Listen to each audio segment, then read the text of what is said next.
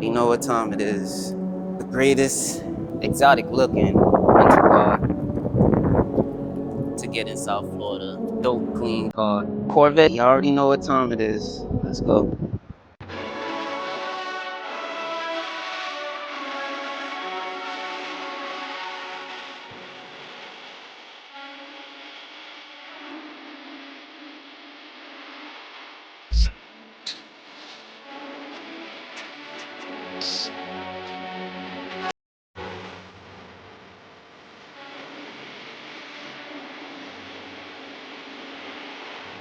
And to anybody that's not a car guy, they would just really think this car is like some super exotic 900 horsepower beast. But really, it's just like, what, 400 plus regular American muscle car. I know for sure in Florida and Miami for sure that the rental market for this is just crazy. Going to Turo right now, you'll see already has like 100 plus trips on it. This car is really sought after for like that spring break, summer vibe. And then even when you come in from out of state, from in the winter places, and you come down here in the winter, this is still going out in the wintertime because, you know, Florida weather is kind of dope. The rental market prices is very decent. You'll get more for your buck than going to like any other rental spot. You'll be paying more for like a Toyota for the week versus getting a Z8 for the week.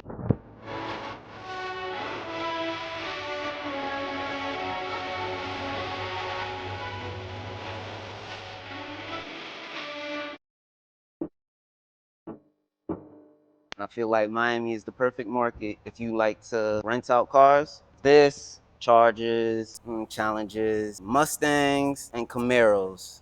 You're gonna see this out more on the streets in Miami more than anywhere else. And Tesla Model 3. If you want cars that's just gonna be out in and out, bomb, bomb, bomb, bomb, bomb, daily or something like that in Miami, I don't know about anywhere else, but in Miami for sure, those cars is going out. Spring break, summertime, wintertime.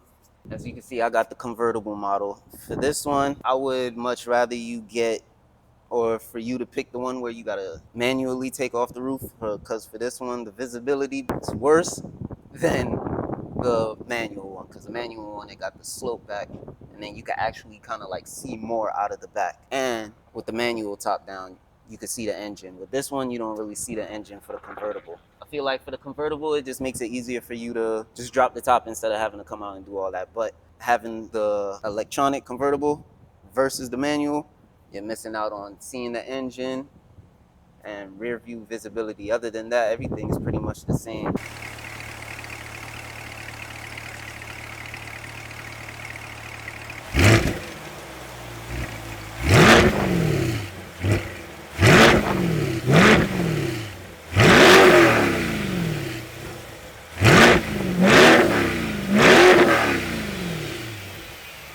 It sits low, but in reality, it's higher than what you think it is. So when I'm going over speed bumps or going down curves, I'm feeling like, damn, I'm about to scrape the bottom, but it's not sitting that low. Gonna brake boost it.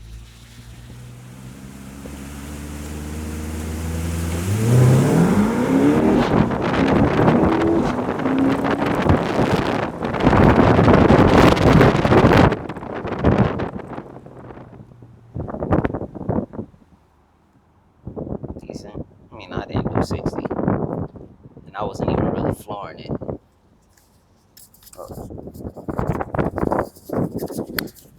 I didn't do 60, and I wasn't really flooring it.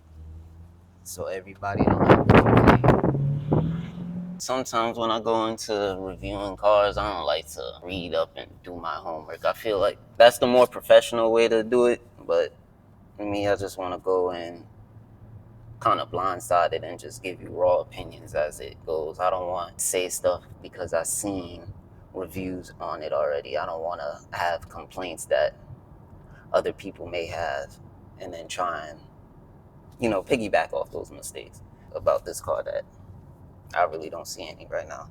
Pros and cons for this car: it's fast, the design is dope, the interior is hard. I like the interior. The interior spices it up. Just this whole little center console here is just way different than you don't really see in any normal type of cars. Even though it may be confusing because you got to figure out, all right, the bottom side must be the for the passenger and the top must be for the driver. But got the heated and ventilated seats and all that. Gear shifter, gear selector. I like it when you pull the reverse, press for neutral, press for park, and then press the button to go into manual mode. And then you could go and use the paddles. The interior is kind of spacious. I don't know, probably tall people could get up in here. Spacious for me. And I put the seat, I like to have my seat forward and then have the seat leaning back or something, so I could just be leaning back. I know some people like to be up on the car like that. The speaker sound, I like the quality of the speakers in this. And the entertainment system, the electronics, in some cars it feels like the Lexus LC500. And I don't like to be, I don't always like to compare, but at this point it's just a part of just what I do. I like to compare the cars. The LC500 interior and these are around the same year, but the interior on that is just nah. And I feel like it costs more than this.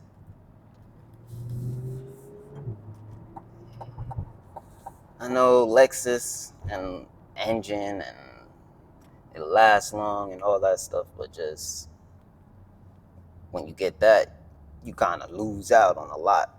This car got sex appeal. It got the look, it got the sound, it got the speed, and it matches. And it's like when you compare those two, like how I said with the LC500, I think I would get a LC500 over an Infiniti, a Q60, but I'll pick a Jaguar F-Type over that. And for this, even though that I'm the BMW Jaguar guy, I feel like between an F-Type and this, it's hard to say. It's hard to say.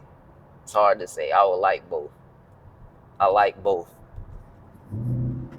Just for my sanity and just for me and the cars that I like both. But this is hard. This is hard. In all truly, I really would just get this vehicle to rent out because I know other people will enjoy it as well. And it is like that summer, springtime type of car, especially for Florida. So on the road right now, you'll probably not see many. It's pretty early in the morning. But going down to like South Beach and, any of those areas, you're going to see a lot of these. If you don't see Lamborghinis and Ferraris, you're gonna see these Vettes. Or the previous generation to this, where they had the engine in the front. I feel like those are a classic now. They're a classic, and when you see them, you respect them. You respect that look and just what it did. But the era for this, where they got the engine in the back, the driving on this is more stable. I feel like this is the first American car that don't feel like it's just gonna lose control if you step on it. You just floor any other car, you're gonna feel it. You're gonna feel that back end kind of like spinning out.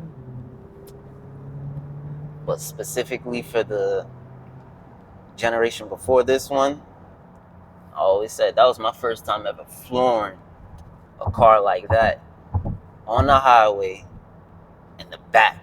It was just I think I was going 70 and then floored it. Any other car do 70 and just floor it, it's stable, just going. That one, it just, I don't know, put too much power in the rear and then, let me just keep going straight. It put too much power into the rear. See, even with this, I'm not doing too much. But I'm still, I don't even know, that was like a quarter throttle. But I feel like for the same thing in the older generation of this, the back would have spun. And I feel like that for the LC500. So something like this, the Jaguar F-Type, a BMW Z4. When you floor these certain cars, it don't give you that scare. But a car like this gives you that scare.